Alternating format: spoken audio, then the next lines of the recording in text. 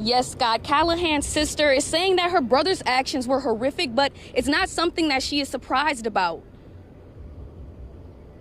This is his first affair that he's been caught red-handed.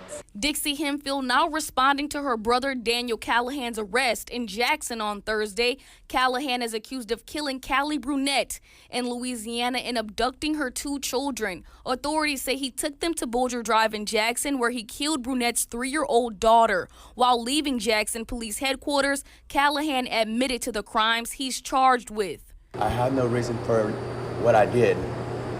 All I know is I want to say I was sober and only on Lexapro and off Lexapro, and I'm also diagnosed borderline with a multiple personality disorder. I would love to defend my brother, and I'd love to say it was the Lexapro, but it's not the Lexapro. He knows what he's doing. Hemphill says her brother has been troubled his entire life and is a mastermind at crime. She says that his actions against Brunette's family were horrific. She says her brother dated Brunette 13 years ago. I met her kids twice, that doesn't even matter. I feel so bad for her parents. Like, what?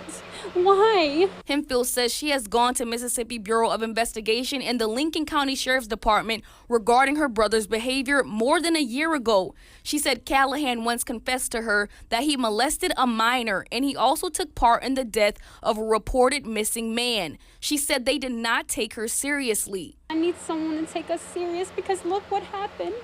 And y'all think, and Lincoln County said there was no merit to him killing anyone. But yet they diagnosed him with seeing hallucinations and being schizophrenic and just let him walk up out of them doors. She said that Callahan had goals of pursuing a life like his father. He was classified as a serial killer. And we even tried to tell MBI about this, that he wanted to be a prodigy of his dad and he was writing his own book, except he was going to succeed his dad. And he has. We spoke to the Lincoln County Sheriff regarding Callahan's criminal past. He says they did not ignore Hemphill's warning. There was an allegation made against him on a sexual battery case.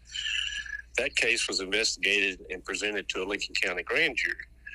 The grand jury did not indict him for any of those charges. He says there was just not enough evidence to indict Callahan on these allegations. How does it make you feel knowing that he slipped through the cracks of the justice system earlier on?